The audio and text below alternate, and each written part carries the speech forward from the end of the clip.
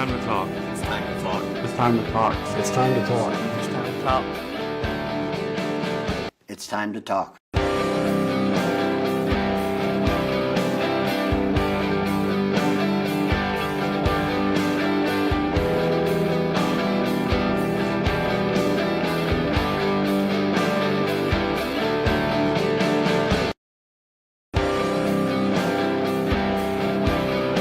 Rev TV brings the world of motorsports into your home with over 100 live race series such as MotoGP, IMSA WeatherTech Sports Car Championship, Extreme E, World Superbike, and the newly launched all-electric E1 series. From 2 wheels to 4, from land to sea, your destination is Rev TV.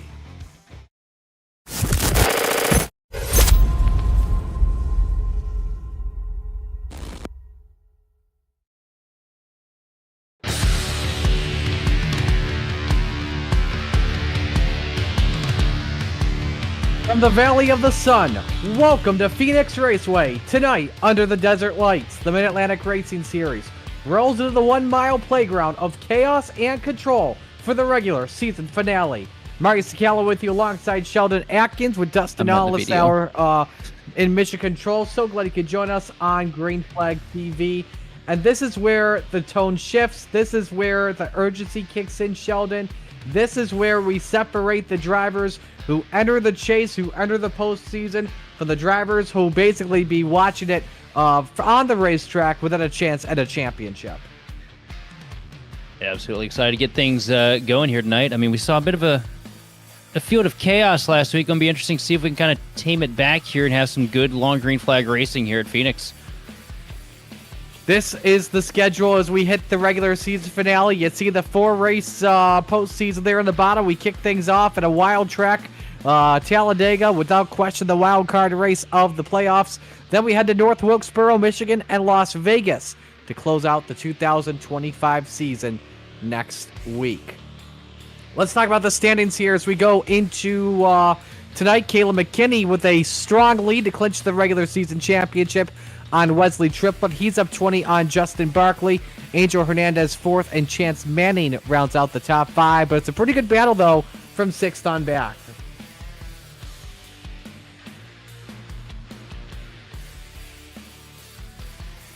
And you take a look at the rest of the standings here. Dennis Kane rounding out the top 10 in points. And that's how they look going into this weekend, which can be a wild card without question for sure. Let's talk about Phoenix Raceway while we're at it. It's a track that demands everything.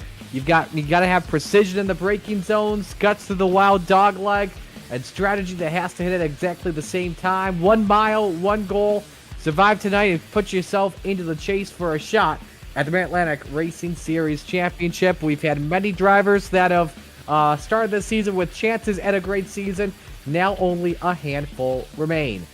Tonight's race is brought to you by Admin Box, a purpose-built hardware tool designed to simplify race control for iRacing League admins.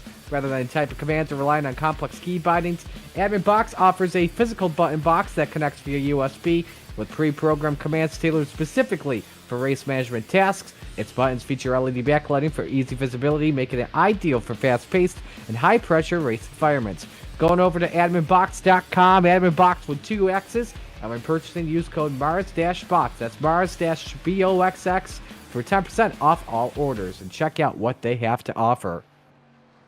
And by 4 Mile Media and Design, providing professional creative services tailored to the racing community, such as custom paint schemes and graphics, race winner overlays and event graphics, and video clipping and editing. At 4 Mile, we make your racing moments look as sharp off the track as they do on it. Log online to 4mile.net. That's the number 4, then mile.net. And check them out. Don't forget to use the code MARS15 for a discount. That's MARS15. Awesome car count that we have here this evening. Just under 30 check-in. If you missed us last week, we were at the Short Track Coliseum of Bristol Motor Speedway, where Brandon Puffenbarger picked up his first win of the season in a wild finish. And also, without question, Sheldon, a wild race last week. Absolutely. Completely chaotic. It basically seemed like the race that you didn't want to lead because it felt like anybody that was running up at the front, putting together a good performance, it came back to bite them tenfold once we got into the closing stages. a lot of freak accidents and spins and just snaps. I mean, it just goes to show the changes that they made to Bristol as well as the B car over the past couple years has made that place significantly trickier than it was a handful of years ago. We'll see if this track is going to be tricky as well. You're looking at the 12 car, Alex Campbell, qualifying at the moment. Actually, correction, he's actually already done. 22 drivers have taken time so far here, with just a handful that will start from the back of the field. Good look here at the start-finish line. This place was reconfigured in the middle of the 2018 season, where turn 2 is now turn 4, and the dogleg is just after the start-finish line. Provides a lot more exciting racing, more intense late race restarts than we saw in the last 20, 30 years, however long this track was built before the reconfiguration in 2018. Field is just about set to go. Let's meet you your starting lineup for tonight. Caleb McKinney starts on pole position. His pole time of 26.721 in the 76. Next to him, it's Ryan Fleck in car number 9. Row 2, Wesley Triplett in the 74. To the outside, David Duran Jr. in the 51. Andrew Hernandez, Charlotte Roval winner, inside row number 3, rounding out the top 5. Next to Jared Larder in the 2. Then a pair of Chevys make up row 4. Colton Manich in the 00, and Jonathan Nance in the 8. Rounding out your top 10, Justin Barkley coming off a decent run last week. Next to Chance Manning in the 54. In a lot of place, there's the 77 machine of Dominic Barbagallo with Brandon Keeger to the outside in 12th. 13th going to be Samuel Cook with Aaron Barnacle in 14th. Rolling off the grid, 15th. Had a great run last week. Didn't quite pan out, though. Zachary Beckman with Dennis Kane to the outside in 16th. 17th position on the grid is going to be Todd Slauson with Dakota Ramsier in 18th. And then running at the top 20 is going to be Zach Case and Michael Smith. Case so close to his winning his second career start last week. Row number 11, Brian White in the 48. Wayne Garland, 84. Pair of Toyotas in that row. And it's row number 12, Brandon Puffenbarger. Actually, that's all who qualified. Rest of these drivers are in via iRating order. Brandon Puffenbarger, Corey Crowell, row number 12. Josh Neal, Alex Campbell, row 13. Shane Griffin and Gary Wright, row 14. And Michael Gervey will start from the back in the 29th position. Just waiting for the rest of the field here to grid up before we go racing. Nice day for racing, 66 degrees, very cool for Phoenix conditions, with an air track of just about 67, which means this track tonight, Sheldon, is going to have a lot of grip to it. Yeah, a lot of grip, and there's a lot of ways that you can really go wrong with that scenario, too. You know, some people, they build the cars for the day, they build the cars for the slick, and they get out there, and it just won't turn because they got too much stability built into it. Alternatively, people like to, raise these things up, get a little bit of rake in them, get them freed up.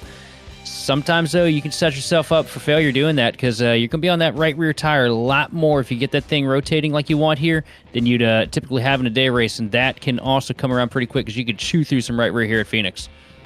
Field rolling off here for their pace lap. One of the places we have to talk about where the drivers are rolling off right now, the dogleg. It's an open dogleg here tonight, which means drivers can shortcut it, and they can get wild shortcutting the doglegs, especially on starts and restarts.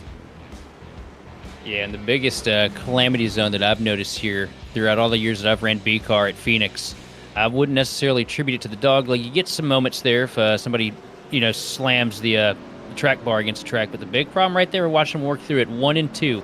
You can send the car way deeper than you think you can in there, and it is a very fine margin and very easy to tiptoe over that, and your braking zone mismatches with somebody else's, and you pull cars coming up off that banking, off the flat, and you can see a lot of big incidents coming into 1 and 2. 120 laps the distance, as we say, where else would you rather be than right here, right now, at a turn number 4? It is showtime in the desert.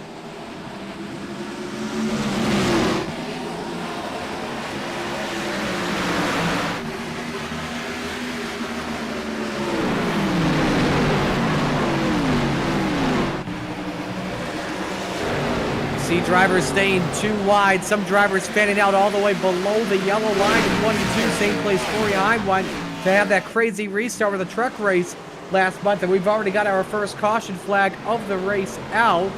And a couple of drivers already on pit road. Brandon Kiger, Zach Case, Wayne Garland, And 3 drivers, in fact, involved in that accident, at least from what I saw. Brian White, Josh Neal, and Shane Griffin in the opening half of the racetrack. And this was, to say the least, a big wreck. Oh, and it's an interesting start to it as well. So the 48 machine of Brian White here gets in. Looks like he just has a little too much rear brake bias in that Supra. Take a look here. As he went into turn number 1. Gets in, grabs the transition, tries to bring it down Corey Heim. And just a little too much rotation, a little too much wheel. Slams the thing in the inside wall, bounces off. Kind of looks like the incident that Tyler Reddick had at Chicago last year. Or Brad did at New Hampshire, actually, this year. Neil and Shane Griffin, each with absolutely nowhere to go in this one. No, this is a jump scare. Yes, this is. Freddie Fazbear coming right at ya. Tell you what, it is I've gone into turn 1 and seen door numbers a lot of times, but it's typically the left side. It is a rare occurrence when you can see the through the passenger side window of a car going into 1 and 2 here at Phoenix. Yes, absolutely. It's not the best, without question. So, didn't talk about the distance too much as we got ready to go racing. Race is scheduled for 120 laps with a break set at lap 36 this evening. Field window 63 laps or so, which means you're looking at a one-stop race from the looks of it. Drivers may have to go to, if we do get overtime, we'll just have to see 4 sets of tires as well that the drivers have, which are going to be very key going into tonight.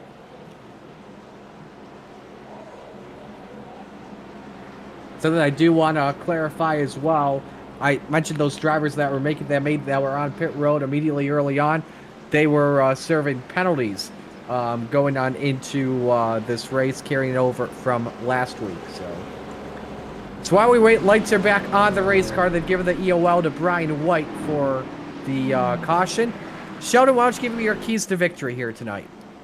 And the keys to victory here, I mean, the most important thing is to not do what we just saw. You got to be really careful on these restarts. Yeah, you want to be aggressive. It's all about the restarts, but you don't want to put yourself in a bad position, potentially take yourself out of it. Second off, it's just going to be, you want to maintain that right front tire. You know, I talked about the right rear with 3 and 4, it being easy to chew that off, but it's even easier, especially through 3 and 4. 1 and 2 is where you burn the right rear. But 3 and 4, you can really overheat that right front tire, and you miss your line a couple times through there, and before you know it, that car is going to be an absolute snowplow. And then finally, it's all about track position, man. Make the right calls on pit road. Don't make any mistakes, and it'd be pretty hard to take you out of it. You know, Sunday I was playing NASCAR 25, running an ARCA race on career mode at Phoenix, and at the end, and this was a 75-lap race, no cautions, no pit stops, my right front was all the way down to 33% in the end. So, yeah, and that was not fun, to say the least. No, this track will absolutely torch through some good years if you're not careful.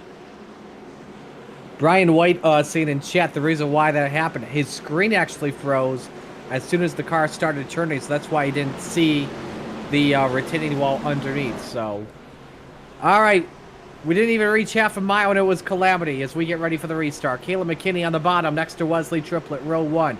Ryan Fleck, Angel Hernandez, row 2. David Duran Jr., Jared Larder, row 3. Dominic Barbagallo, Colton Manich, row 4. Justin Barkley, Jonathan Nance round out the top 10 as they make their way through turns number 3 and 4 into the restart zone. McKinney has to fire right when he crosses the line. We're back to green. And a really good launch for McKinney here. Going to build up a nice advantage over second place. You see the cut down to the dog leg to try and make up that advantage. Triplett trying to get a little bit closer here into 1 and 2 as they are 3 abreast a little bit further back. Fernandez a bigger winner on that restart as you see them make their way through the corners. A racetrack at the same time. We have to have some momentum. Dominic Barbagallo scraping his way off the wall as well. Manich underneath on Jared Larder for position number 7. Caution flag waves. We got Brandon Kiger around. Brandon Puffenbarger, last week's winner. Alex Campbell also collected. That was a hard impact there for the 58 machine. That's going to be a day under for him. That's what you kind of run into when you come here to Phoenix. You know, you allow those cautions breed cautions moments, especially That on was these a restarts. very hard hit, without question. Watch the contact there. You saw he hooked him. And boom, head onto the wall. And Puffenbarger is just an innocent bystander. That's just one of those deals right there. Those two guys, they could have given a little more than they took. Two cars fighting for the same real estate in the 3 and 4. You know, just this early in the race doesn't seem like the right call. And you see which way This it paid happens in the itself background off. right here.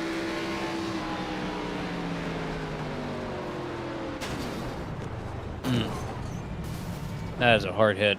Yeah, absolutely nowhere to go for Puffenbarger, one bit.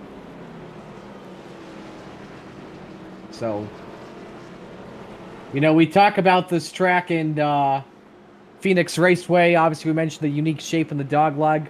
The braking zones really do matter here as well, Sheldon. This is a brake-heavy track.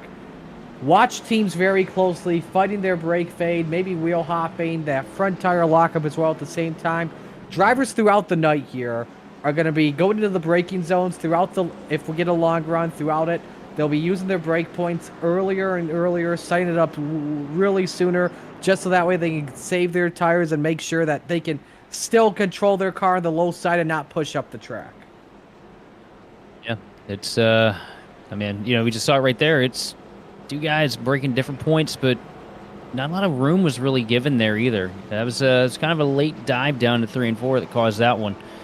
The main thing these guys really got to get rattled out here is we can't continue what we did last week at Bristol. We just got to kind of, take a breather, take a step back, calm down, nice clean restarts, give each other a little bit of room here. And, this track separates really quick. But I also understand the angst behind these guys too at the same time, though, because this is one of those places that if you're not on it at the start of the run, it's going to be so difficult for you to reel in anybody in front of you once they start to slip away.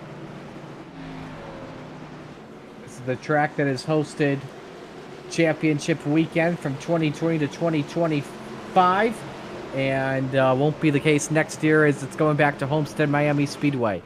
Here we go for the restart. Caleb McKinney, Wesley Triplett, row 1. David Duran Jr., Angel Hernandez, row 2. Ryan Fleck, Colton Manich, row 3. Dominic Barbagallo, Jarrett Larder, row 4. Jonathan Hansen, Justin Barkley round out the top 10. The pace car has led the most laps so far in this one at Phoenix.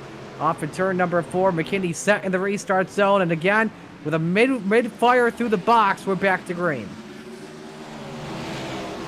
Another really good launch from McKinney. Triplett not able to close anything this time. McKinney dives just about all the way down to the inside wall there to try and keep an advantage. 3 wide for third place right now, though, through 1 and 2, down to the bottom of the track. Colton Manick trying to get something on David Duran Jr., but Duran's going to use the mid-lane momentum to pull that 51 Chevrolet out into third. Yeah, Duran was in the middle. They were 3 wide as well further back with Justin Barkley caught up in the middle. We finally get a green flag lap complete with McKinney out in front for now. Or was it Triplett that edged about the line? Nope, give it to the 76 there that time. But David Duran Jr. in third. Quickest car on the track. Keep an eye on him as they're side by side. Triplett, yes, he touches with McKinney as he got tight, but finds a way to clear him, the 74 out in front. And look at how much time Duran was able to close there on these two leaders. That first 2 laps where they were side by side, now up to the back bumper of the 76 machine of McKinney. McKinney going high here, trying to carry the momentum. And Duran taking a peek to the inside. Meanwhile, 4th place is starting to heat up, though. Manich still not giving up, trying to make the pass on Angel Hernandez.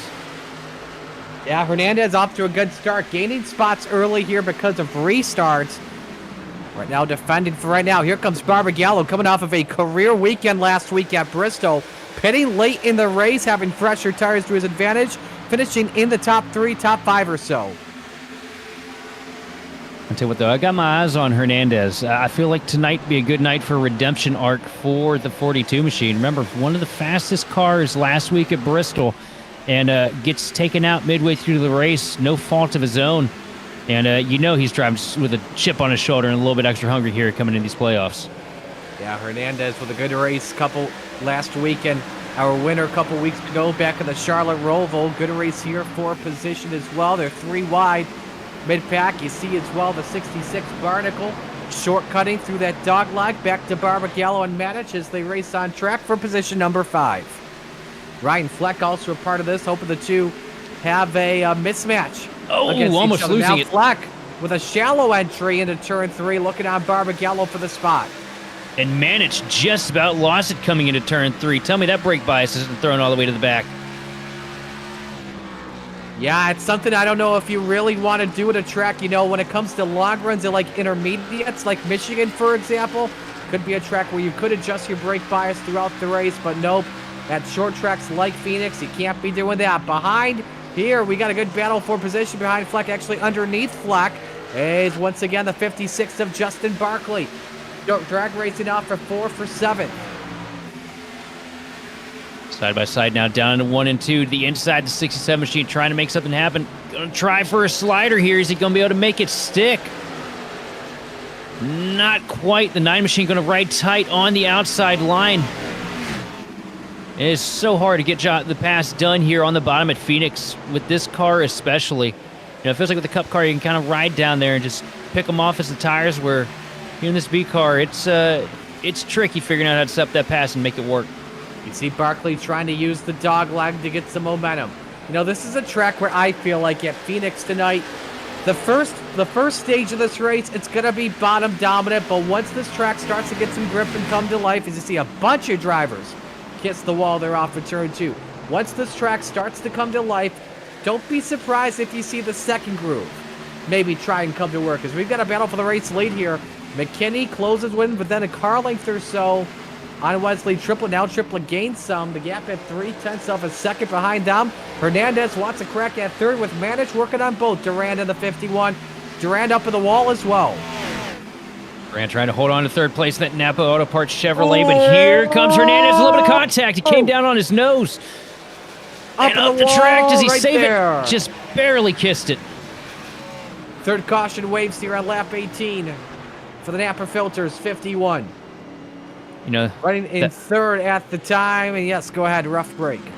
that was absolutely unfortunate, but that could have been a lot worse. Great heads-up driving there for Durand in the 51 machine, because he could have knocked the whole front clip off that car. If you look at it right now, I think he's got a fender creased. Right there's the slight touch. You know, Durand Jr. tried to defend as well at the same time, but Hernandez was there. It's going to be a tough one. Maybe it may have been a... I would have to say, in my opinion, that was just a simple racing incident. Yeah, I mean, you got Hernandez. He wants to get down there and get on the bottom, make the pass. Real difficult to get the bottom in 3 and 4 consistently here, though. And Durand, you know, if you're on that outside line, you don't want them to get the run on the bottom. The outside line is not the preferred line in 3 and 4. You can make it work in 1 and 2, but 3 and 4, you got to ride tight on that guy's door and just hope to choke the momentum off of him. And that's what Durand was doing, and unfortunately just did not work in his favor at all. They've given the EOL to Hernandez, so he'll drop to the back. Both of them, in fact, will drop to the back. And Durand Jr. pitting, same with Dennis Kane and Brandon Puffenberger. So halfway through the opening stage. Again, the break lasts at lap 36 as some of the drivers make their way on pit road. Gives us a chance, though, to remind you as well to not miss out on Green Flag TV Wednesday night. One race at Auto Club Speedway to decide 3 different championships. There's currently a 3-way battle to decide the best of the rest championship. Will Nicholas Acosta hold on to a 9-point lead over Mike Toomer and Zach Williams? How about Regenboog Motorsports? Can they hold off Waterback Racing for the team championship?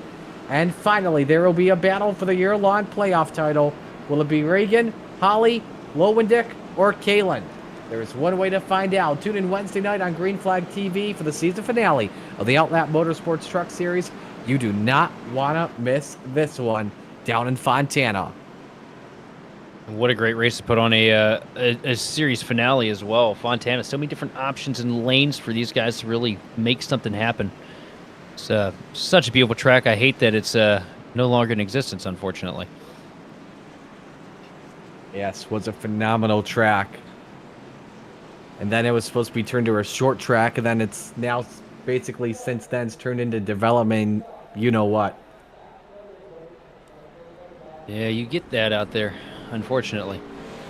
It seems like the track record with the West Coast and oval tracks has not been very good throughout the years. We get a look at the choose cone here.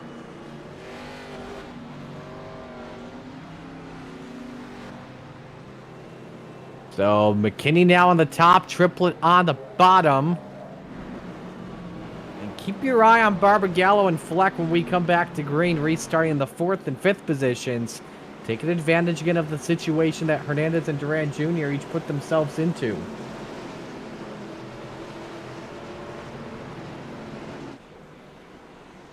We're wasting no time, ready for the restart.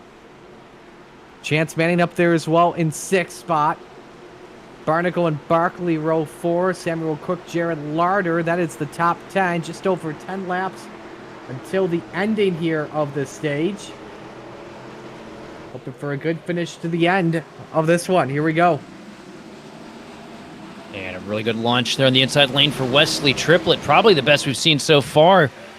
Well, it's about 3 car lengths over second place Caleb McKinney. McKinney trying to hold off a charge from the 77 of Barbagallo. And looks like he's trying to paint the middle here. That 77's got to run around the outside. Got on the throttle first. Racing with Manich in the 3. Can he grab the 3rd spot? 77's got some traffic in the way, and now you got Manning all over that spoiler of Manich. But it's Barbagallo with the 3rd spot at the line for right now. Manich trying to use the dog leg to his advantage. Same with Aaron Barnacle, off to a good start after a tough start early, up 8 positions now into 6th. And right now the 77 machine of Barbagallo starting to slip away here as we start to set up for a pass here down the back straightaway. As the 9 machine of Ryan Fleck working to the outside of the 66 of Aaron Barnacle. Barnacle holding on strong there through 3 and 4, using the bottom lane to his advantage. Good one going to that dog leg basically to get momentum. Triplet's got McKinney clear into turn 1 as you watch from up top. Barbagallo's got Manich cleared for 3rd. Oh, close call in the back as Manning nearly clipped. Manich for 4th. Barnacle trying to use this to his opportunity. Underneath he goes, drives it into 3 deep. And that back end nearly kicked around out of that 66. Yeah, didn't work out so well using the dog leg here, though. See how much he's able to clear, if at all. Not really much advantage there for the 66 machine. Did you see Manning ripping the fence here through 1 and 2? And that's going to give the advantage down the back straightaway to Manning.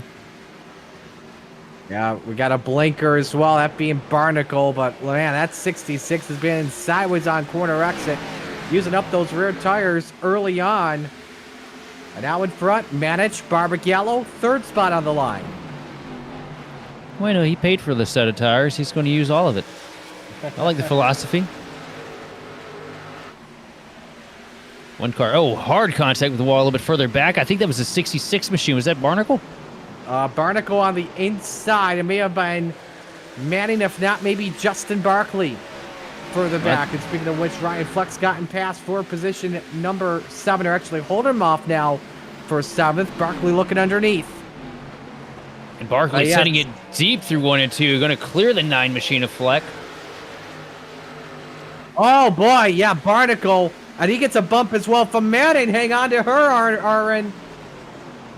I wonder if he did toe damage. That's 2 times he hit that wall really hard out of turn 2. These Xfinity cars are pretty resilient, but they won't handle you doing that too many times in a row before you start to have some kind of an issue. I'm taking a look at the right side of the race car as you look at the replay on your screen. That fender's creased in. You know, it's not the worst it could be, but there's a little bit of a fold, it looks like. Yeah, I don't see... Yeah, you know what? Now that I think of it...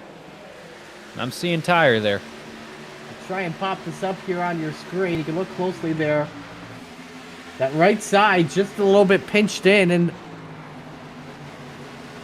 on that fender, other than that, nothing too much that I notice off that 66, but Justin Barkley wants to grab him away, 6th spot. Another driver up on the wall further back. That's Larder in the 2, and another driver too, Beekman in the 95. Man, this outside line is just getting drivers out of nowhere, and at some points getting the drivers way out of shape.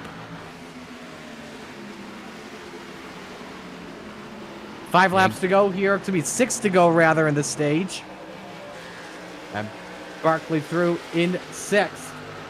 Keep an eye, though, on this race for the lead still while Barnacle crosses over on Justin Barkley. McKinney still pressuring Triplet for the race lead with a gap at just under 2/10 off a second. There's a playoff point on the line here at the end of this one.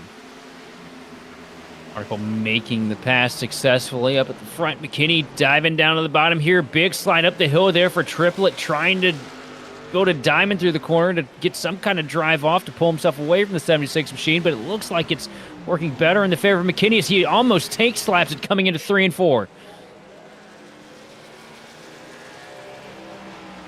This is some good racing here so far at Phoenix. 4 laps to go. A lot of good battles on track. Find your favorite driver as they're likely going to be in a race 4 position. Here's a look at Zach Case working on Ryan Fleck for 8th. Kaser, biggest mover of the race so far, up 10 spots in 9th. Would be up 11 if he can make this pass work. I'll tell you what, that's something when you're able to drive through the field of Phoenix. That means you got a little bit of contact up the hill into the 9 machine of Fleck. I don't know if he caught the wall or not, but either way, Ryan, I don't know if he'll be too pleased about that. Case up to 8th. You got Larder and Cook racing for a top 10 spot at the stage break.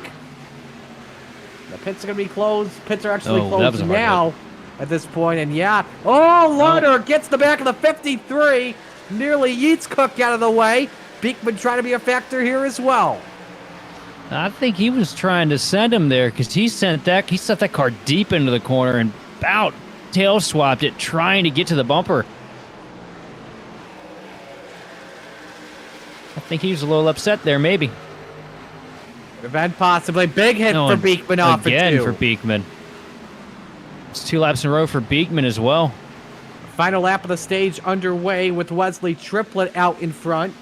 And his lead at a half second on McKinney, but the caution flag waves here. I don't see for what. This may actually be now your stage break. And I think this may be the case. Yeah, I think it is. So, with that being said, we're going to step aside here real quick and let the pictures do the talking here. With pit stops coming up next, Wesley Triplett leads on Green Flag TV.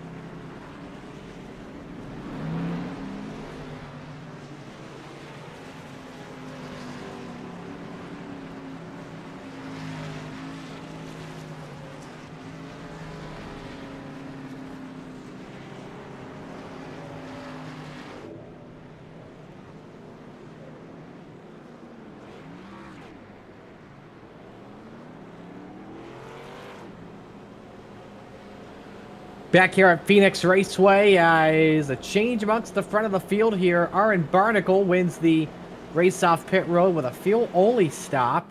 Justin Barkley second off with 2 tires. The rest third on back, take 4. Dominic Barbagallo, Caleb McKinney, Colton Manich, Chance Manning, Zach Case, Todd Slauson, Jared Larder, and Zach Beekman. That is the top 10.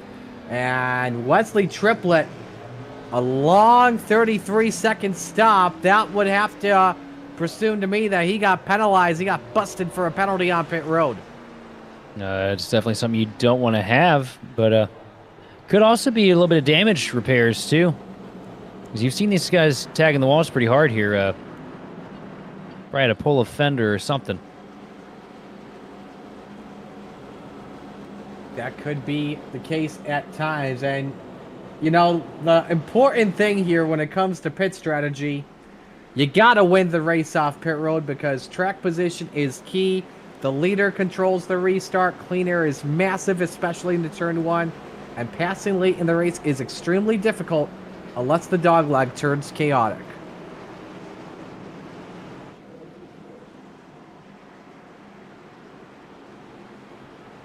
So with everybody pitting here, basically, on this break, that leaves the window at around just before lap 100 or so for the money stop in this race. It's 60 to go where the window opens for the final time. Do you go up to 30 to go or 20 to go, or do you try to cut that in half possibly? What would you do at this point, Sheldon? Well, with what we've seen so far, I'm personally, I'd be staying out as long as possible because I feel like we probably have another caution or two up our sleeves here before this thing's over and done with tonight. Especially with as hard as some of these guys are bouncing off the wall. Would not be surprised if that is the case. We mentioned the top 10. Let's give you the biggest movers on the racetrack here at the moment. Gary Wright, biggest mover, up 15 spots in 15th. We've got Aaron Barnacle and Michael Gervey up 13 spots. Zach Case, Corey Crowell, each up 12. As we're ready for the restart. A third of the way through here at Phoenix. 40 down, 80 to go. Barnacle controlling the pace here on this restart. We're back at it. I tell you what, Sheldon, all those drivers are getting antsy on that restart. They wanted to get right on the throttle as we're 3 wide for third in turn 1. Oh, and a little bit of contact there, and around he goes. But it's going to get ugly. McKinney, Manning, Manich. Oh, the 84 of Garland gets loose. He collects Dennis Kane. This one takes out some good contenders to win this one. That is the same exact thing we saw last week. With Manning and McKinney both getting caught up in a restart wreck. You know, I don't know if this is to be blamed on anybody. They're putting this on Chance Manning, but I don't know. If you look at this a little bit deeper, it looked like Netco to me, honestly. It looks to me like maybe McKinney got a little too deep into the corner, gets into the back of the 67 machine, I think that was, or the 57. Let's see if I'm going to break the fourth wall here. Let's see if Dustin can get us to the TV shot here. Watch this. Look at that. The blimp camera doesn't do it justice. But yeah, both drivers. There had to have been something get loose. Well, you see this. The 76 is probably going to tail swap anyway because you saw him dead sideways coming into the corner before Manning even got into him because he got in a little too hot and got into the back of the 57. I don't know. That looks like possible netcode on my end. That's 100% netcode because that car shot straight to the right like somebody yanked the right front tire out from under it. So a rough break there for a lot of bad fast drivers. Without question. Take a ride in car with Garland. This is the second part of the accident. And you see he's trying to avoid everything but too much on the brakes. And he catches Dennis Kane. I mean, at some point, it's better for that to happen than take a very hard impact to end your night, at least. Yeah, but there's a little consolation to be had, though, when you get caught up in somebody else's mess and get turned around sideways here and lose a whole bunch of spots. But it gets when they wreck coming into 1 and 2 there on that first lap of the green, you can see a lot of cars get caught up in it because everybody is just after it once that green flag comes out, especially here at Phoenix because it's just restart haven. This track and Pocono have so many parallels that I could sit here all day and just list them all off, all the way down to the fact that the choose cone. Oh no! Oh boy! Let's reset the countdown. He was green. He's got his lights on and everything this week. Things were working so well. We need an iRacing car with warning lights on it. Is it the same guy that hit it last week? No, Or was it? no. Last week it was Zach Case. He's restarting third, so I don't think he hit it. We'll have to get a replay of that when we come back to the green flag. It was a super. I can tell you that. Well, no one's gone down pit road to repair damage. We'll probably know next lap. We don't get a replay, but it's Justin Barkley. That is the new leader as we come back to the green flag as the 66 of Barnacle, along with Kane, Garland, Nance, Manich, Manning, McKinney, all making their way down pit road. And yes, it's been 0 days since the choose cone was hit. Case and Barbagallo, pair of drivers that were looking for the win last week. Barbagallo finished third. Case drove his car in way too deep and eventually cost himself a runner-up finish. His Fleck goes around to the 9. Solo car spin, caution waves.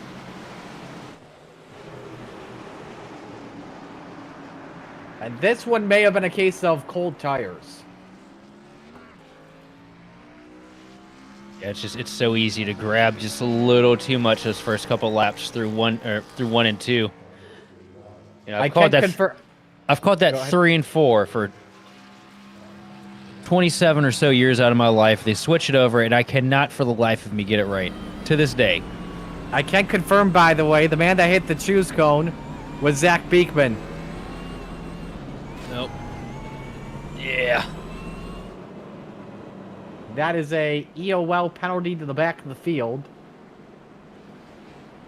Actually, you know what? I spoke too soon. He's actually, I think he may be fine in 6th, but don't quote me on that. Couple of cars on pit road again. Wright, Manny, Manich, McKinney, Fleck, and Campbell. Bunch of it to top off on their damage repair. I think next season they might want to go with the cross car, a little bit smaller, as we see the 9 machine. A Fleck goes on coming out turn 2. It's just textbook. A little too much wheel in it, a little too much throttle, and it just yanks it right around. Cars get so light coming out of turn 2 here, and sometimes if you're a little too far into the direction of a rear rotation, it'll snap on you pretty quick. Absolutely.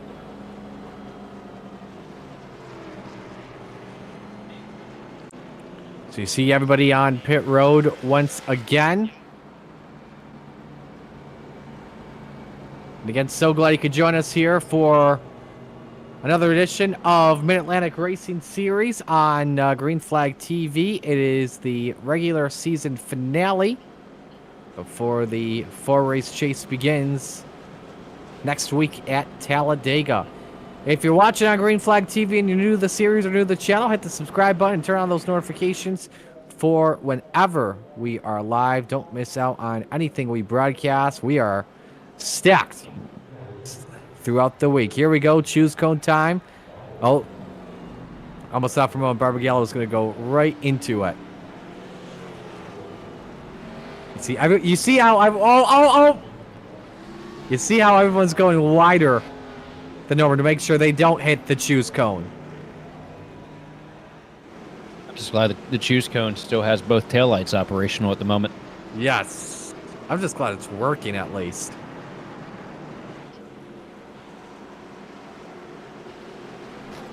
Oh no. Oh no. Close call once again.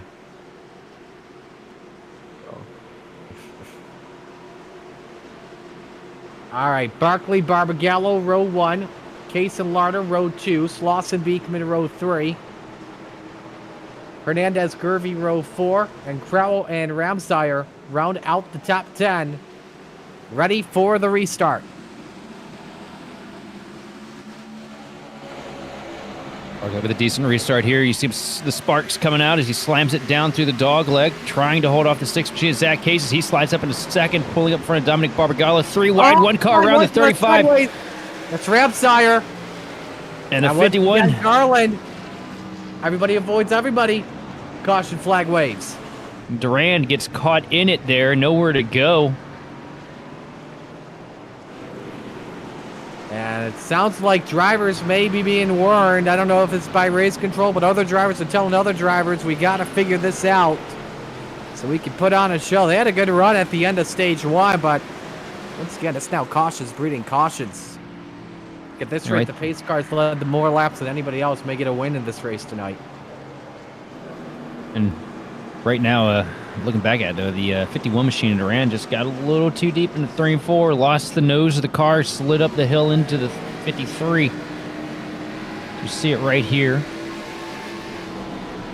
Just gets in there. I don't know. He might have held it. I can't tell if it was if the 53 came down or the 51 came up.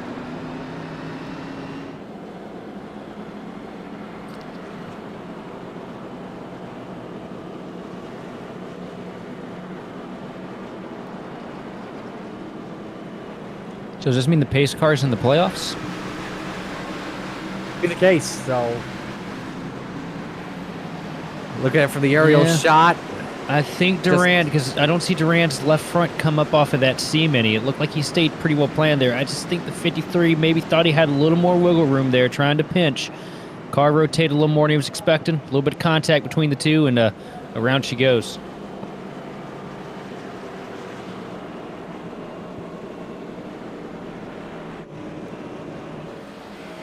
Okay, so some random facts about Phoenix while we were at it. You know, this racetrack, did you know it used to have a 2.7-mile road course? Yes, I did actually. You could basically go off track and end up in another time zone.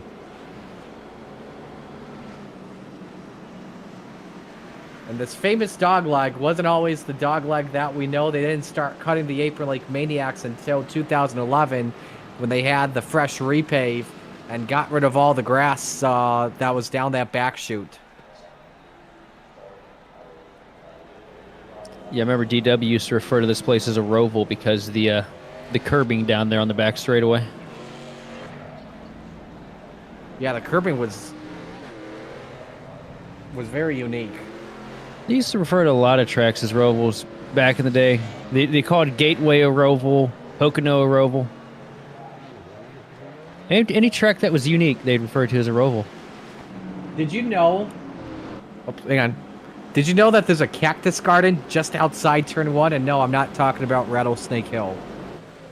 Another fact, wasn't this I'm pretty sure it was Phoenix that they were filming Days of Thunder and Bobby Hamilton Sr. was going to drive a camera car in that race, City Chevrolet painted, and I think it was either that or the Exxon car, but either way, I think he's qualified like pole or somewhere in the top 15 or something like that.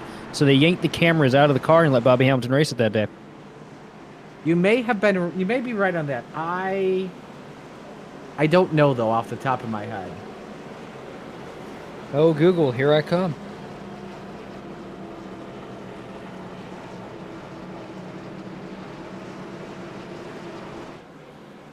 So, lights are off, coming back to the green flag. Got to find a way to keep our fans entertained, so we'll just go with these random facts about this racetrack. Yeah, I was indeed correct. The 1989 AutoWorks 500. Bobby Hamilton Sr. drove the 51 Exxon Chevrolet Lumina. Nice. So, Justin Barkley, still the race leader. Dominic Barbagallo next to him. That's row 1. Jared Lauder, Zach Case, row 2. Angel Hernandez, Todd Slauson, row 3. Keep an eye on Aaron Barnacle inside row 4. Pit on lap 42 from the lead. He's next to Michael Gervey. Actually, will restart 8th. Zach Beekman, Jonathan Ants round out the top 10 here on this restart. Couple laps away from hitting the halfway point in the regular season finale at Phoenix. And Barkley is gone.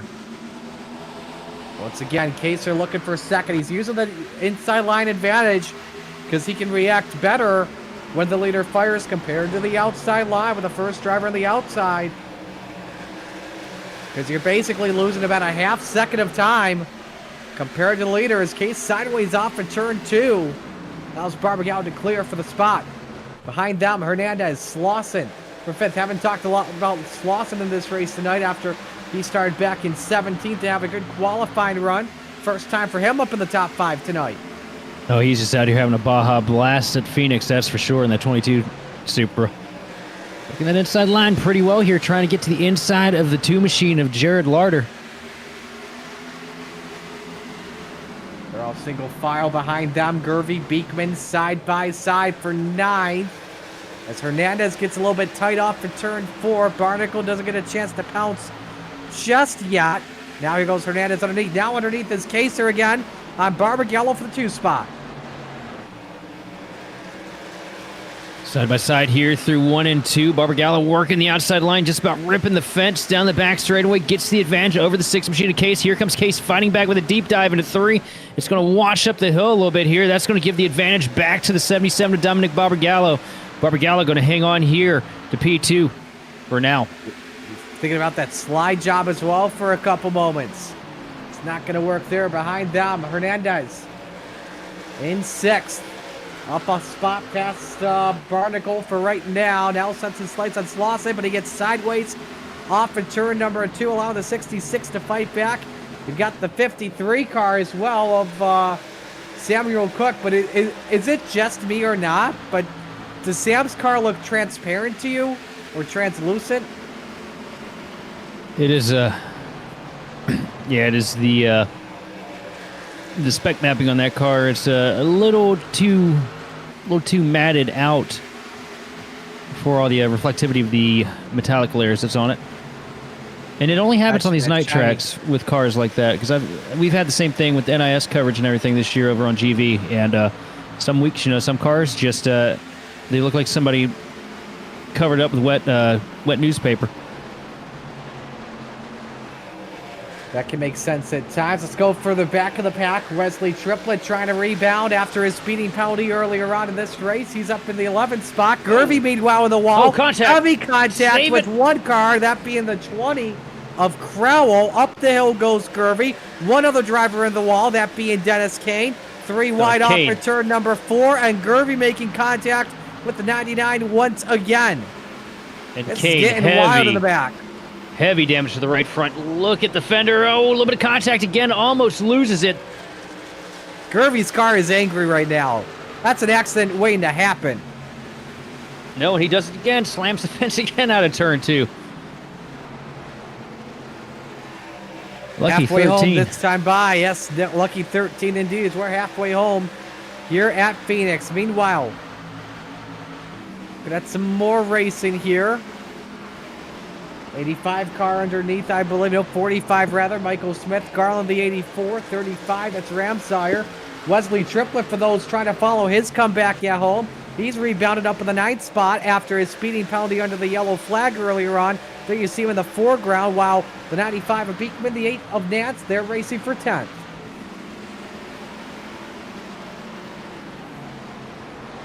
Thankfully. Now you see him, now you don't. It's Magic Man right there. His secret nickname's Cal Naughton. Oh, as long as it ain't Mike Honcho, we ought to be okay. I was just thinking the same thing. He disappears every 4th mile. Now, does that mean every quarter mile, every 4th mile, or every 4 miles?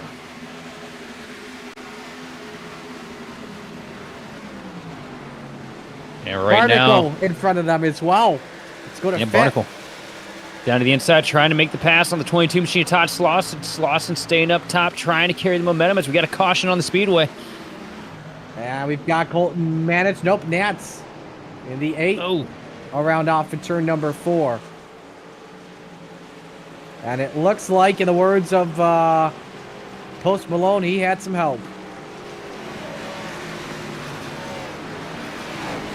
Chance Manning catches him.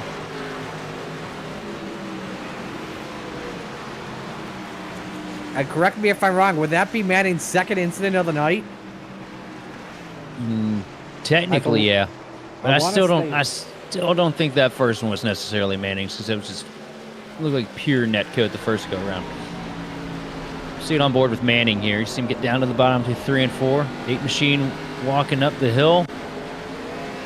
And I think Manning was just expecting the 8 to be higher than he was. They've given Nance an EOL penalty, and now this makes strategy interesting here on lap 65. The window is open if you want to go the distance. And we are seeing some drivers take advantage of that right now. Zach Case leads Jared Larder, Angel Hernandez, Wesley Triplett, Zach Beekman. A majority of the field are in top 5 drivers, Justin Barkley, Dominic Barbagallo, Aaron Barnacle, Todd Slauson, and Samuel Cook, decide to stay out. Will track position come to their advantage late in this race is the question we're about to find out. Well, the new tires are going to be beneficial, but it's not going to be a night and day difference like we see it, say the mile and a half, like if we went to Atlanta or Texas or somewhere like that. This track, it's a lot harder to get something done, and it feels like the tires reach that plateau point way quicker here, at least with this tire package in the B car. So it might not be the saving grace to come in right now and put on 4 freshies. Might want to hang on to that for a little later. Hernandez with a smart decision. He takes 2 tires in his second stop of the day. Everybody else on back with 4. So that puts a lot of drivers with 2 sets left in this one. And saving some in case of maybe a late race caution. We'll have to see.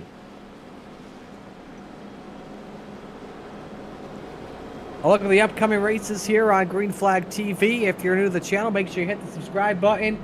Big race coming up tomorrow night with 3 championships on the line, highlighted by the championship 4 of Reagan, Holly, Lowendick, and Kalen at Auto Club Speedway for PSR. You also have the Beer League to be announced tomorrow night as well. CTRL at Indianapolis Motor Speedway Friday night. Saturday, a lot of coverage coming your way from FTR at Sebring, VOR at Phoenix, and SRA at Echo Park Speedway. And then the weekend cap is Sunday at 1 o'clock with the Classic IndyCar Series at, oh yeah, good old Indy.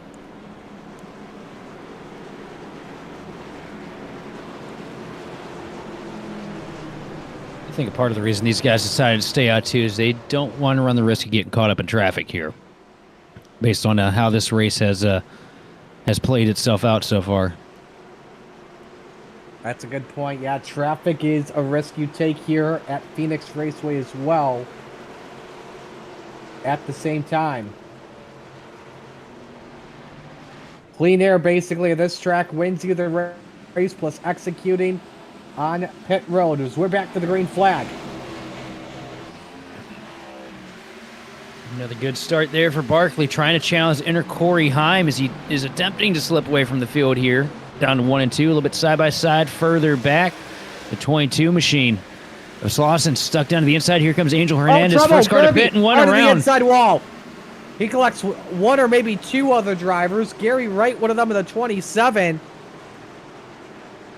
And a hard shot there. You can see how the hood pins just severed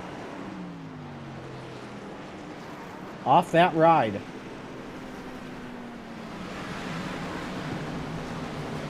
Watch the 13. Their contact off the 84. I think he just comes down, flips the apron a little bit. Lost it.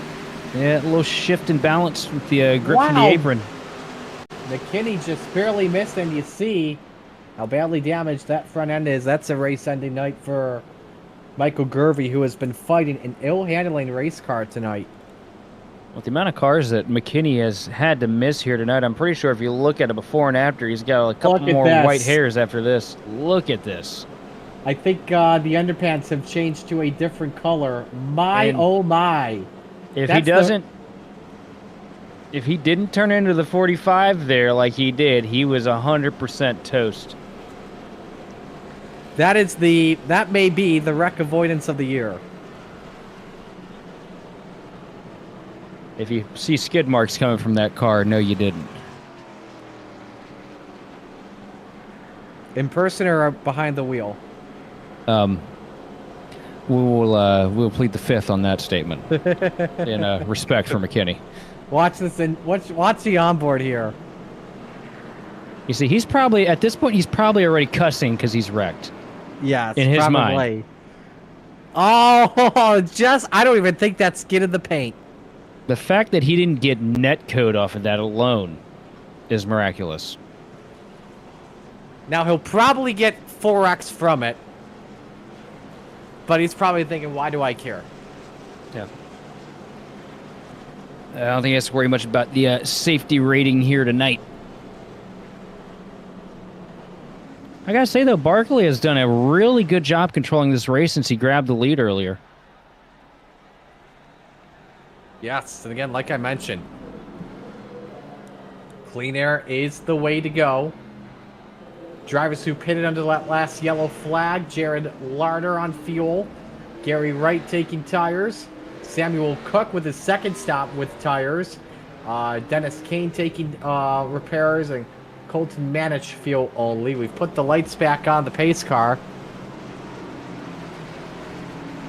so we won't go green this time by. And now they've turned the lights off and we're good. They do that just in case the entire field's not caught up with the pack, so. All right. Barkley and Barbagallo, row 1. Barnacle Hernandez, row number 2. Slauson and Triplett, row 3. Manning and Case, row 4. Beekman and Fleck round out the top 5. 71 laps go up on the board this time. 49 laps remaining at Phoenix when we take the green flag.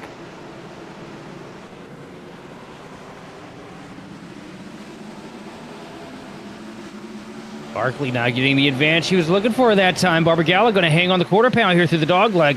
Might be a dogfight coming into 1 and 2. And they nearly touched as well, going through the bumpy dog leg as well at the same time. Barbagallo with a great chance to get the lead here from Justin Barkley. Is it going to pay out? They're still side by side. Cars around. Huge yes, crash. There are. Michael Smith in the 45. Manich, the 8 of Nance once again, and the 53 of Samuel Cook. Yeah, big one. Yeah, the 53 machine of Samuel Cook looks like he got loose coming out of turn 2 there and just slid right out and took a couple friends along with him. For 2. Same thing like we saw earlier with Gervey. And everyone just trying to avoid it. Dennis Kane also involved in the 99, and he is a hard hit with the rear end shot.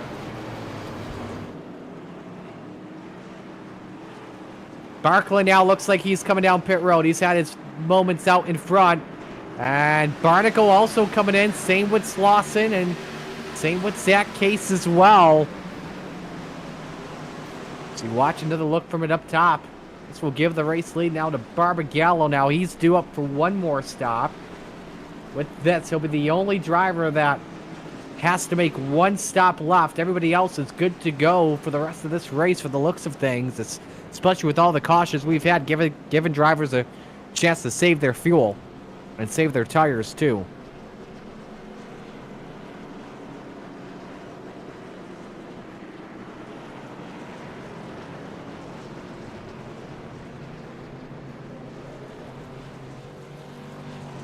And off the jack is the 57 machine trying to come back out and lead this charge off of pit road for what will hopefully be the final pit stop of the evening for these guys.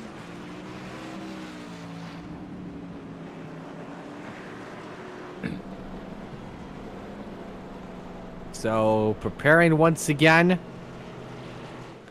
for, well, no surprise, another restart this evening.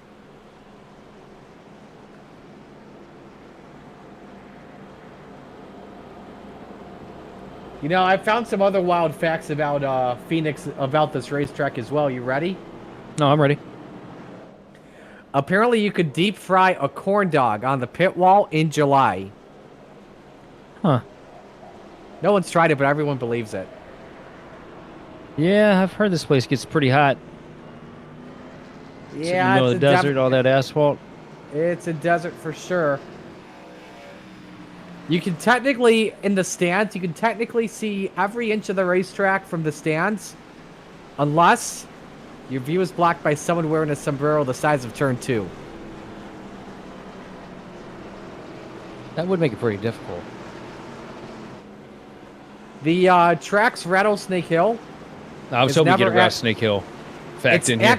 It's never actually had a televised rattlesnake sighting. So the hill is basically false advertising. It's like the Red Bull giving you wings thing. Yeah, exactly. Hey, Somebody's you know gonna what? make some money off that. You know what? Mark Webber showed us otherwise, so. If you know, you know. All right. Here we go for the restart. And basically, every Formula One car is wow. That's been driven by a Red Bull car. We're back to green. And great launch from Barbagallo. pulling himself away from second place now. Wesley Triplett working his way up in the top 3. Triplett to the bottom here through 1 and 2. Trying to get to the quarter pound of the 77 machine, but the outside line going to prevail. Barbagallo going to hang on down the back straightways. We got one car hard into the outside wide of 2. You had Beekman that was really sideways. Also sideways further back, Cook and Slauson. But the race is on for second. Hernandez, Triplett, now the 74 with a shortcut. And same with Barbagallo to make sure Triplett doesn't get as much momentum. More momentum than him, and he drives it in way deep. Both of them, in fact, drive it in deep. I think he was expecting Barbagallo to be a little bit higher up the track. Caution. And I believe it's Michael Smith in the 45 with heavy front end damage. We got another car, 53, with heavy rear end damage. That being Cook.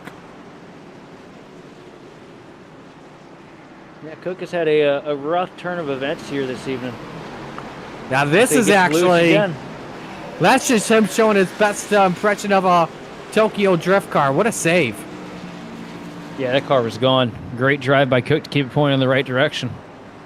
He needs to drive a late model sometime, because my oh my, or a sprint car, because man, he can control that pretty good.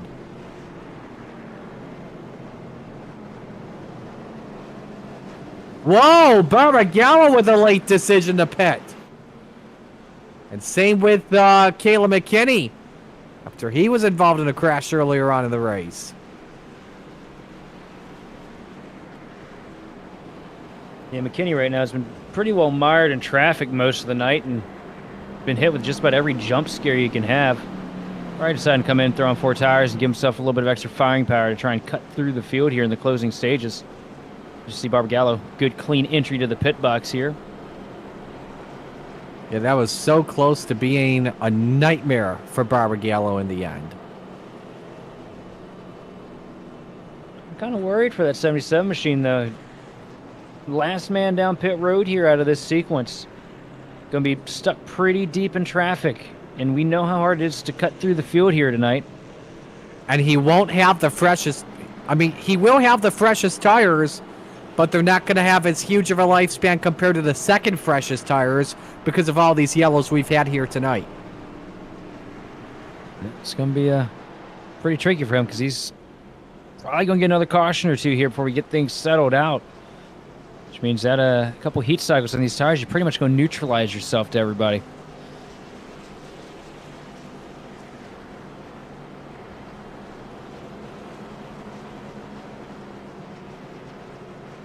We'll see how the choose looks this time, but this also gives us a new race leader, that being Wesley Triplett in the 74.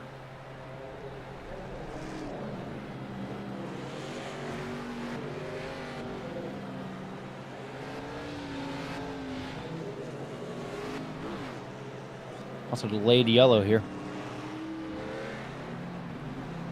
I don't know if they're going to have the choose finished by then. We'll have to see. Samuel Cook the last to choose. And it sounds like we'll be good to go. So the top 10 now looks like this with 40 laps to go. Wesley Triplett, Angel Hernandez, row 1. Chance Manning, Zach Beekman. Row number 2, Ryan Fleck, Corey Crowell, row 3. David Durant Jr., Wayne Garland, row 4. Jared Lardard, Dakota Ramsire, round out your top 10 for this restart. Top 10 all pitted, 15 laps to go. Hernandez tried everything to time that restart, but instead, Triplett gets away with the clear. And what will Chance Manning do here at the same time? They're actually about to approach lap traffic here with the aid of Jonathan Nance, but he lets the field go by. As Hernandez and Manning to go battle for second. The 42 able to clear.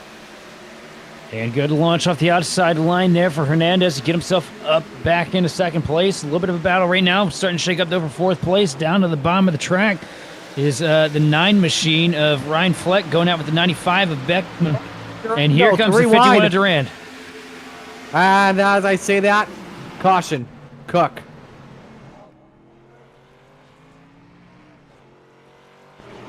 Yeah. And that's going to likely do it for the night.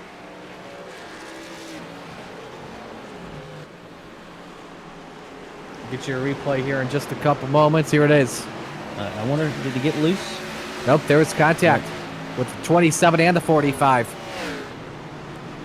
It was the opposite of loose, but it ended up in the same direction as loose.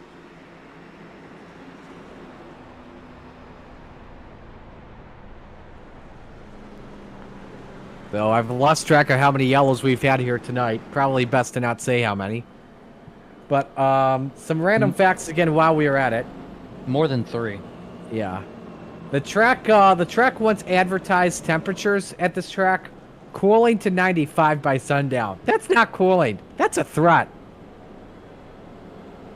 Yeah, that sounds horrible. You want to know about the sand around this place? Let's hear it. It has so much sand around it that one strong wind could turn turns 3 and 4 into a beach. Reminds me that year at Vegas when they got hit with that sandstorm. During practice. I remember that.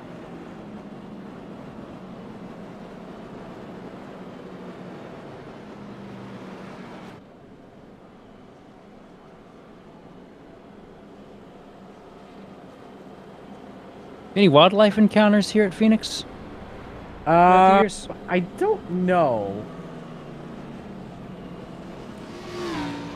I always get worried when they'd go to Pocono back in the day when they didn't have the catch fence on the back straightaway that somebody hit a deer again. Because that happened to... Choose cone. We're hearing the choose cone may have run out of fuel. Oh no. That's a possibility?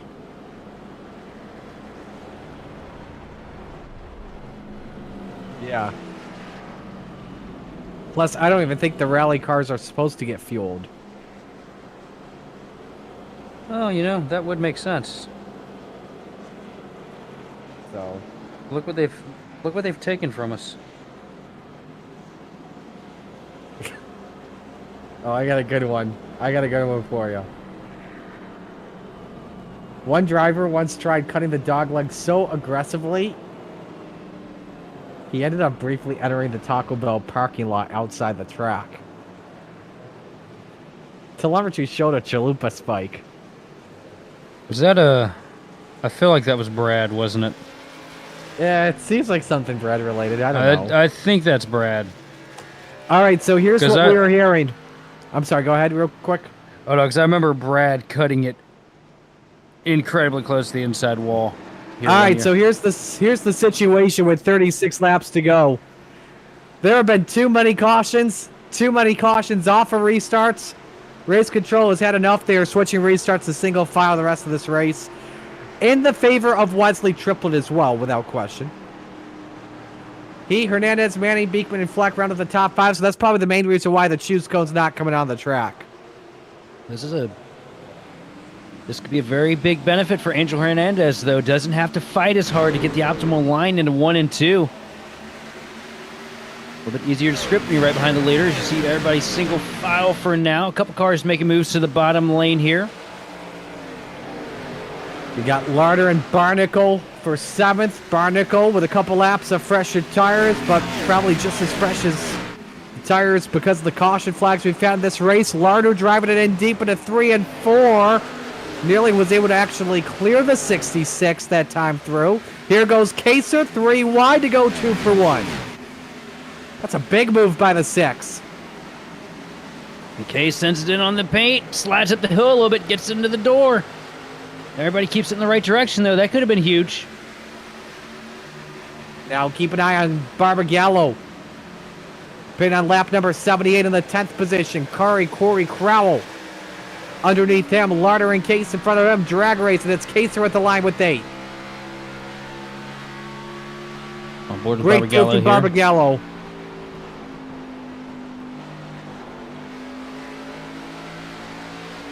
Listen to how smooth that throttle input is on that 77 car. He's definitely got this Absolutely. place figured out. You see him rip the boards here down the back straightaway to try and stage for a pass on the 60 Case. Case slides up the hill a little bit. Barbagallo has to jump out of it to avoid sending him.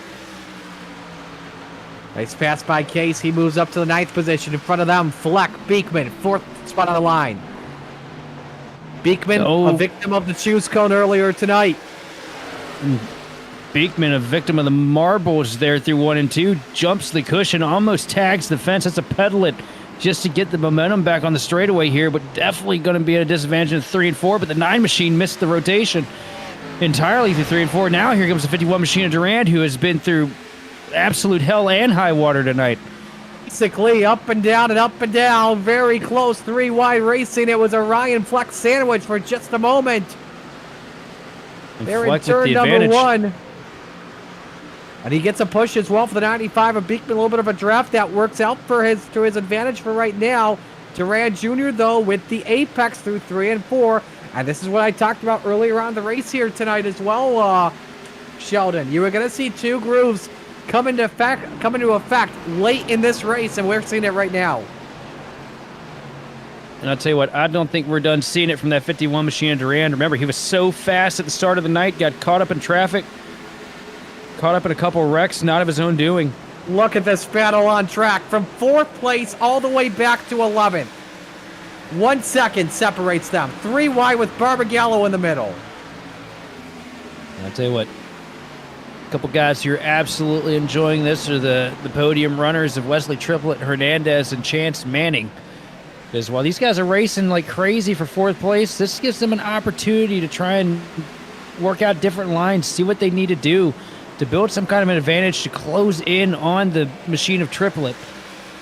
Yeah, Manning's pulled away by 1 second on Ryan Fleck as we continue to watch what could be the trouble spot here and possibly the next yellow. Barbagallo on the middle line. The hole he had closed up by both Durand and Barnacle. And there's side drafting. They bang doors into 3. And up the hill goes the 77 machine of Barbagallo.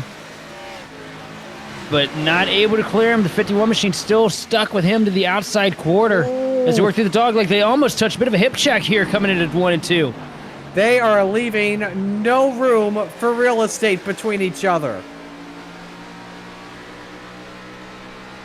In front of them, Barnacle underneath on Fleck for 4th. And Barnacle with this send down through 3 and 4, but Fleck ripping the outside line, going to get close to the door and get the drive off the corner. And this right here, this is classic Phoenix. You know, you can get side by side with somebody, you can chase them down, but once you get to the point where you have to pass them, it's basically an act of Congress to get the job done. It feels like every car is a kidney stone out here. 25 to go. Next time they come across the line, but a lot of racing remaining here in the desert. Barnacle, a little bit of a bumper to Ryan Fleck with an 9 car, able to hang on to it. And here comes Barbagallo, who was leading this race earlier on today. And same with Barnacle before they gave up their lead to pit for tires and fuel. Taking a peek to the inside, door gets shut in his face quick as you see the 66 machine now drive down the hill to build momentum to the 9. Up to the bumper, but not able to get the drive off the corner. Now here comes the 77 machine of Barbagallo to the outside of Barnacle. And Barnacle catches Fleck. Hang on there, Ryan. What a save. Barnacle trying to set it into clear. Now that gives Barbagallo a huge opportunity as he takes the outside line. And with the preferred lane and the momentum, I feel like that 77 is about to fly. Barbagallo is about to go to work. Now can he cut down 1 second on Chance Manning to look for his 2nd straight podium of the year? We'll just have to find out. He's got 13 laps of fresher tires compared to Triplett, Hernandez, and Manning. Here goes Barnacle once again on Ryan Fleck for 5th. Oh, and what a good lap time there for Barbagallo. Cuts 0.4 of a second out of the lead that Manning has over him in 3rd. Right there, across the stripe last time was a 27.971 from Barbagallo and a 28.379 from Manning. Yeah, keep an eye on the gap between the 2 drivers right here. It's going to close up big time in a hurry. Right now, the man in the best possible spot is that 2nd place car of Hernandez, running quicker lap times than your leader. He's equal with the 4th place machine of Barbagallo.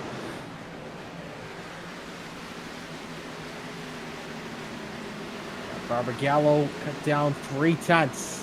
Last time by, 22 laps of racing to go. And if you're Barbagallo, you really want this run to continue here. If there is a man that was thankful for single file restarts, it's not just Wesley Triplett or Angel Hernandez, but also the driver of that white-yellow 77. And he is starting to attack. Barbagallo still matching times with your leaders. If he's going to want to get up to the front and take this thing, he's going to need them to really start slowing down and coming back to him here. But he's got to be careful not to overspend them tires trying to build an advantage to get to him. This is a slippery slope here at Phoenix, and we've seen it time and time again here tonight.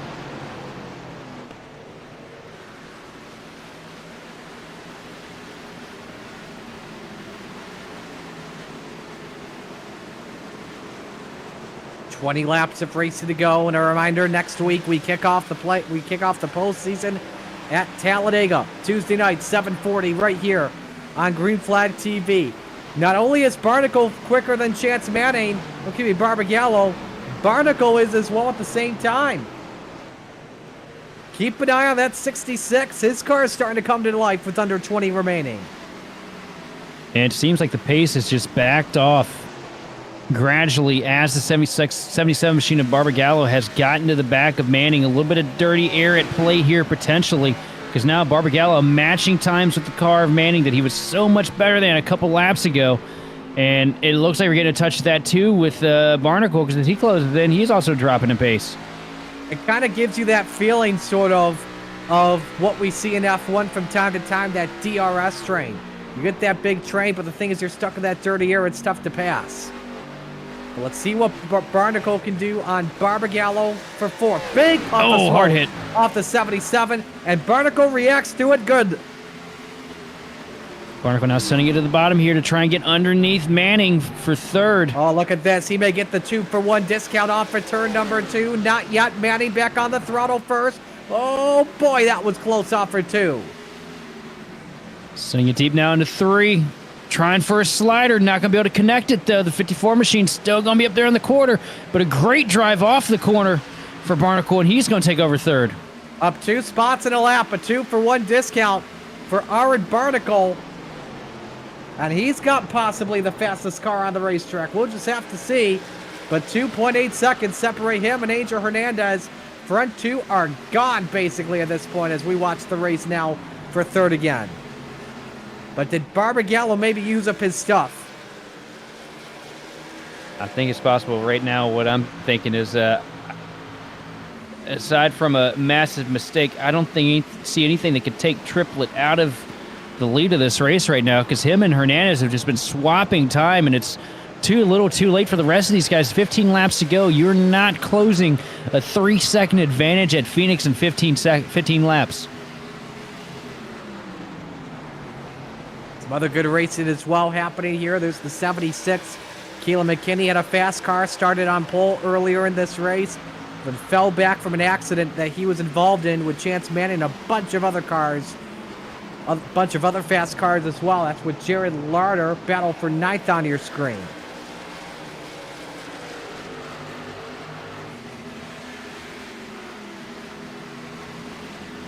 I think McKinney's just happy to not see anybody spinning in front of him right now. Absolutely. Corey Crowell in the back there in the 20. A quiet race for him, but currently your biggest mover up 14 spots, running in the 10th spot with a pass on Larder.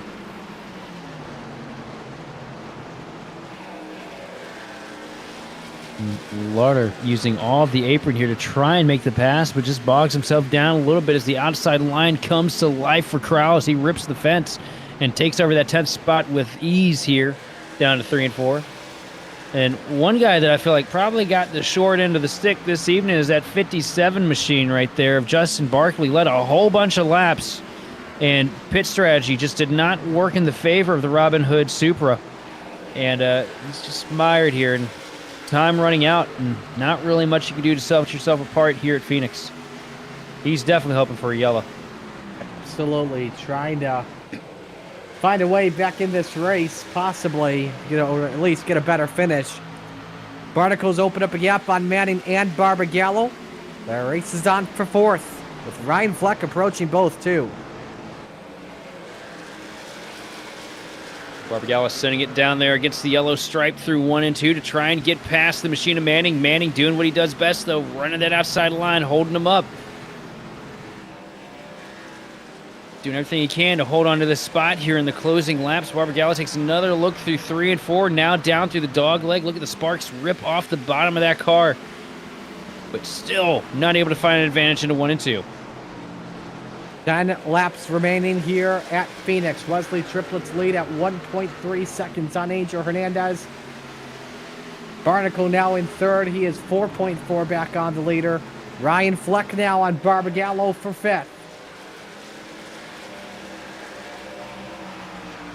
Fleck working the inside line here, trying to make the pass. And if you're Barbagallo at this point, that patience level starting to run out, because it feels like that 77 machine has fallen prey to losing spots because he just can't find a way past the 54 machine of Manning. And you have to consider that front bumper might come into play here if it keeps on for too much longer. Yeah, they were leaning on another in 1 and 2 that last time by. Dominic battling for all his life. Behind them, McKinney, Durand, Crowell all racing for 8th on your screen. And a deep set at a 1 and 2 there for McKinney, but a crossover. Here comes Durant down to the bottom here out of 2. Corey Crowell following the 51 off the quarter. It looks like he may have gotten sideways as well off of 2 that last time by. 4 cars all under a blanket for 8th. And McKinney taking the spot here and trying to walk away with it. Gets a little high out of turn 4. Scrapes the wall a smidge. Nothing to harm him too much as we see Manning going at it again here with Barbagallo. Yeah, Barbagallo going to send it deep here, all the way down to the flat here through 1 and 2. That 77 car trying to fight back. It's a smidge sideways off of 2. Forced to tuck it back in line. 6 laps to go at the line at Phoenix. And to make things interesting, it ain't over yet, because look at this. Wesley Triplett, your race leader, has caught lap traffic up here at the front. Oh, my.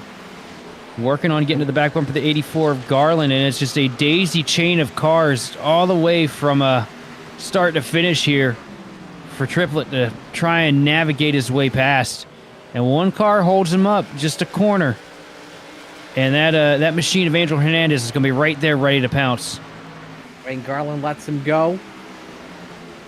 Just have to see what happens behind them. Manning and Barbagallo still watch this race for 4th. You look at the map on the bottom right corner of your screen, seeing where your favorite driver is on the track.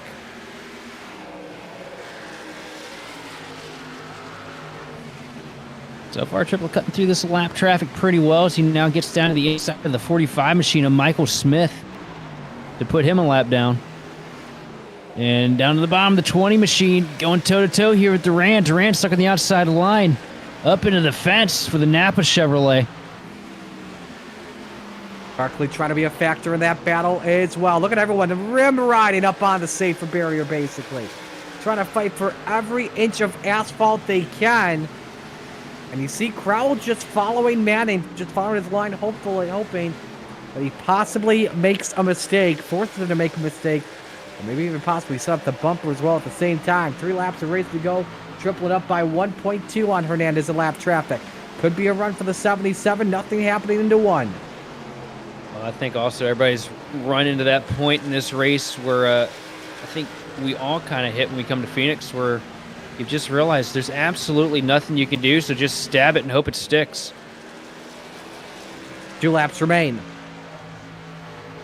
Triplett, looking for win number 3 on the year. Won round 2 of the season at Kansas, and also picked up a victory back at Nashville after starting on pole. Whenever he starts on the front row, chances are he'll have a top 5 finish guaranteed.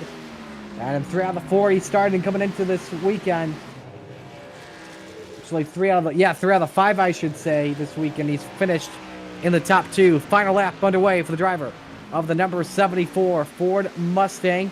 Triplett actually started back in 3rd in the race here tonight, and was battling for the race lead early in the going. Recovered as well from a speeding penalty. Issue for Chance Manning as Barbagallo races him for a spot. Oh, he turns Barbagallo him. gets caught from Manning. They keep it straight for now. Off for turn number 4, meanwhile. Wesley Triplett picks up the win at Phoenix. Third win of the season. We watch the race for the spot at the end. And he Manning saw tries over to him get again. Barbagallo the bumper, and Barbagallo finishes fourth at the end over Manning and Fleck. Yeah, those two very not thrilled with each other's performances. We'll definitely have to see on replay what happened between the 77 and the 54, but Manning just about shipped Barbagallo.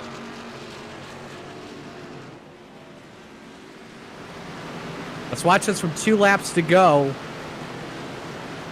Racing in the lap traffic. Ooh, Manning gets held up by Garland. So Barbagallo uses him as a pick. They were 4 wide going through the dog leg. That's the most wide we've seen throughout the night. And Crosses over Fleck. shipping it in deep through 1 and 2, gets down on the bottom, slides up the hill into the door. The 77 machine almost rips him around through 1 and 2 there. Then back in 3 and 4, this is what we ended up picking up here. He just tries to send it in deep to try and muscle him up out of the way, but not able to make it stick. And I know everybody wants to blame a lap car, but I do have to say, man, there's really nothing the 84 of Garland could do there. You know, you can't just disappear off the track. He did everything he could to avoid clobbering anyone. As you see the 74 making sure that he's able to make post-race tech with ease, clearing off every corner of that machine after this big win here at Phoenix. Getting some assists from Corey Crowell at the same time, too. Let's pull up the results here from this evening. Triplet the winner by 1.9 seconds on Angel Hernandez. Darren Barnacle in third. Dominic Barbagallo fourth. Chance Manning fifth. Ryan Fleck in sixth. Todd Sloss in seventh. Caleb McKinney eighth. Corey Crowell ninth. And Justin Barkley round out the top 10. Bringing home in 11th place is going to be David Durand, followed by Jared Larder in 12th. 13th going to Zach Case, with Zachary Beekman coming home 14th. 15th place, Dennis Kane, followed by Colton Manick. 17th going to Michael Smith with Dakota Ramsier in 18th. And then rounding out your top 20 is going to be Ian Campbell and Wayne Garland. 21st belongs to Jonathan Ants. 22nd, Gary Wright. 23rd, Samuel Kirk. 24th, Michael Gervey. 25th, Shane Griffin. 26th, the Choose going to beat a couple of guys tonight. Being out Brandon Puffenbarger, Brandon Kiger, Brian White, and Josh Neal. So those are the 29 drivers that finished this race. We are ready to go with interviews. And Wesley Triplett, the winner. Wesley, congratulations on a great win. Yes, indeed. How were you able to fight off that pit road penalty you had at the stage break and come back to take the win? Carefully made some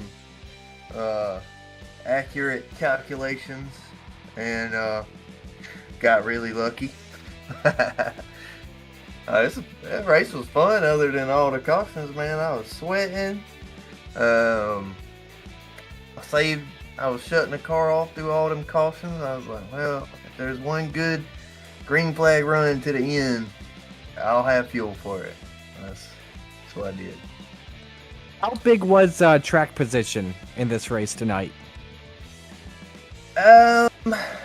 Well, when I started from the back, it seemed like every 3 laps, 2 cars were dropping out in front of me, and I may or may not pass 1 or 2 in between the cautions. So, like, from my seat on fresh tires, I don't know. I felt like a lot of the boys was maybe sending it in there a little too hard and losing the right front really early. And I was able to sneak up under a bunch of people. So it wasn't, I don't think track position was huge. I think what was more huge is probably just keeping the right front on the thing. That's always key at a track like Phoenix. Well, we head to Talladega next week to kick off the chase, kick off the postseason. How you feeling going on in? Pretty good, man. I am not the super speedway guy. I'm not the road course guy. I'm more just the guy that focuses really hard on taking care of tires, and I try to, feel all the boys at Mars on what I'm doing. So it's not like, you know what I mean? I try to help as much as I can, but I don't have nothing for nobody when it comes to the super speedway racing. I'm just kind of crossing my fingers that I don't get involved in something. That's all I got for the super speedways, but I don't feel, terrible about it. What do you give shout outs to on the run? Shout out to Ryan Fleck showing up, teammate. Shout out to the Choose Cone. Shout out to all the admins, man, especially Corey, for putting this together. We're getting pretty popular. I see a lot of sign-ups during the week. It's fun. Just shout out to everybody that shows up. Shout out to you guys. You put on a great broadcast. And shout out to my wife for not beating me to death when I spend 3 hours on the game at night. Hey, we'll let you go, Wesley. Congratulations. 3rd win of the season, and good luck to you in the postseason. Appreciate you, brother. Y'all have a good one. Wesley Triplett, the race winner, and he's going to celebrate this one. Headed to 2nd, Angel Hernandez. He's with Sheldon. And Hernandez, what a great run tonight. A recovery kind of after last week. Felt like you got caught up in a few wrecks last week that weren't of your own doing. How's it feel to just have a good, clean run tonight, bring it home with all 4 corners on it, and get a podium finish all at the same time? Yeah, I mean, for how horrible practice was, I think I'll definitely take a P2. It had that run in earlier on in the race and had to fight back with the EOL and ended up getting fortunate with that a pit call on, I don't know what lap it was, like 65 or something. It was pretty early. Yeah, and after that it was just a matter of trying to get to the lead before anyone else on new tires got there, and then Wesley got in front of me, and at that point there was no chance. So did it feel to you like dirty air was kind of a factor here this week? Because it looked from up here in the booth, I mean, this is textbook Phoenix, but, you know, everybody would just kind of get clustered together. Nobody'd be able to make anything happen. Did you kind of feel that desperation that sets in at this place that a lot of people feel as well? I mean, somewhat, yeah. I think it had a little bit to do with it, but especially at the end, I think it was just my own, I don't know, lines, the way I was getting back on the gas. It was mostly on me, so as much as I'd love to say that win was just all dirty air, no, that was just me. I want to round it all out. Here we're going to Dagan next week, man. You excited for some super speedway racing here in the B car? Yeah, it's I don't know what to expect after the amount of cautions we had this week, but it's always exciting to go play racing. Yeah, just a lot of fun. Well, congrats to make yourself up into the playoffs here and getting a good finish here tonight at Phoenix. Who do you want to take a shout out for this P2 finish this evening here from Phoenix? All the dunked on guys. Just... All right, well, handing it on over to Marty with our 3rd place finisher here this evening, 66 machine of Aaron Barnacle.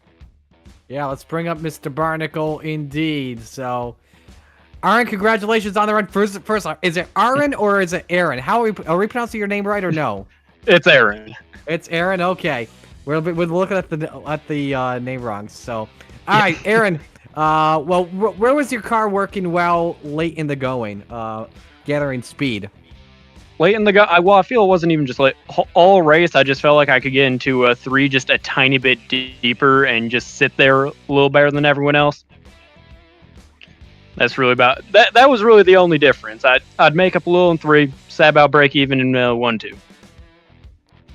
How was this race from your perspective tonight? This one looked like wild, but that just seems like typical Phoenix. Yeah, honestly, didn't take tires that first caution. Thought, there goes my race. Watched a pile up happen behind me. Okay, that apparently wasn't a terrible idea.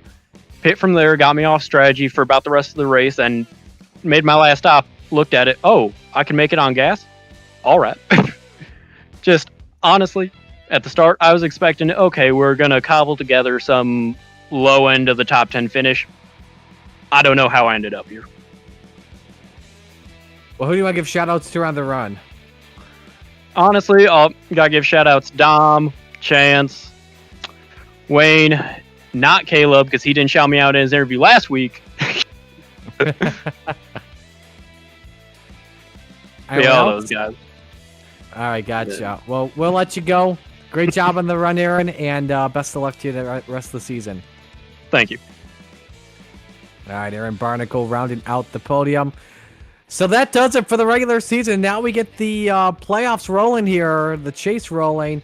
We now move things down to Talladega next week. And, the NFL likes to start off with the wild card round as always for their playoffs. I guess without question, this is our wild card.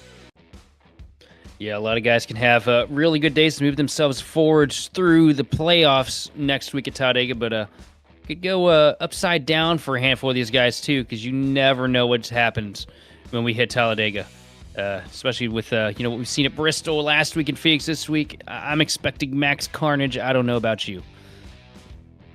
Yeah, we will definitely see a big one without question. So with that, we will bid you adieu on this Tuesday night. We are so glad you could join us for this one. On behalf of everyone here at the Mid-Atlantic Racing Series, all the fine drivers, sponsors, and admins, on behalf of my broadcast team tonight, Dustin Ellis in Mission Control, Sheldon Atkins, my broadcast partner in the booth. I'm Marty Sakala saying so long. This broadcast has been a presentation of Green Flag TV. Congratulations to Wesley Triplett, picks up his 3rd win of the season at Phoenix Raceway. Thanks for joining us. So long.